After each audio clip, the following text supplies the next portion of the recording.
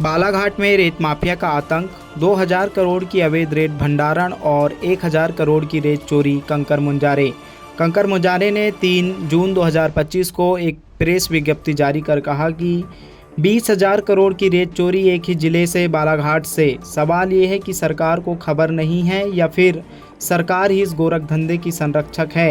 बालाघाट जिले में रेत का अवैध कारोबार साम्राज्य बेधड़क फल फूल रहा है। रेत माफिया खुलेआम बैनगंगा, बावनथड़ी और चंदन नदियों का सीना चीर रहे हैं।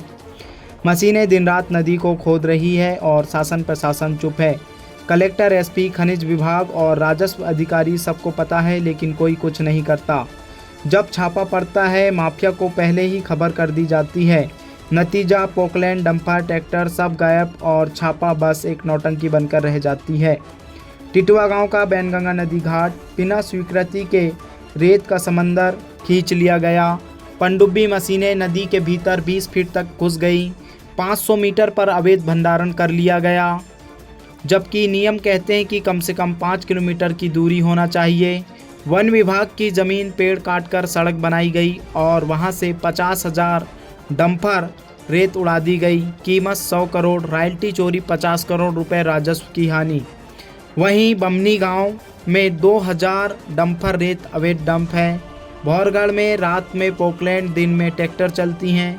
हरदोली में 2000 डंपर, तीजू टेकाड़ी में 500 डंपर, सिंगोड़ी में 800 डंपर, मगरदर्रा, तुमड़ी टोला, घंगरिया, हर नदी, हर किनारा, हर टुकड़ा बर्बाद। मानो जिला रेत का मेला बन गया है और हर विभाग उसका ठेकेदार। इस पूरे खेल के सूत्रधार हैं राजेश पाठक, पवन पाठक, अनुराग तिवारी। जनचर्चा के मुताबिक क्षेत्रीय विधायक मधु भगत और उनके पुत्र सोमिल भगत भी इस खेल में साझेदार हैं। प्रतिदिन 5000 फर्जी टोकन, रोजाना 50 लाख रुपए की चोरी, एक रॉयल्टी पर 5 डंपर चलाए जाते हैं। 1 करोड़ रुपए राजस्व की चोरी। जीपीएस ट्रैकिंग नहीं, सीसीटीवी नहीं, सीमांकन नहीं, जैसे पूरा सिस्टम ही माफिया के पास गिरवी रख दिया गया हो। बैनगंगा, बावनथड़ी, चंदन, मनकुंवर, महकारी, बालाघाट की नदियां अब केवल नक्शे में ही बची हैं। नदी का सीना छलनी है, कुएं सूख चुके हैं, जीव जंतु गायब हैं और सरकार बड़ी बड़ी बातें करती है जल संरक्षण की। सवाल सिर्फ चोरी का नहीं है, सवाल सिर्फ भरोसे का है। जब रक्षक ही भक्षक बन जाए तो जनता किसके पास जाए? कलेक्टर, एसपी, विधायक, मंत्री सब चुप क्यों हैं? या फिर ये सब मिलकर नदी को चूस रहे हैं? अब बारी आपकी है।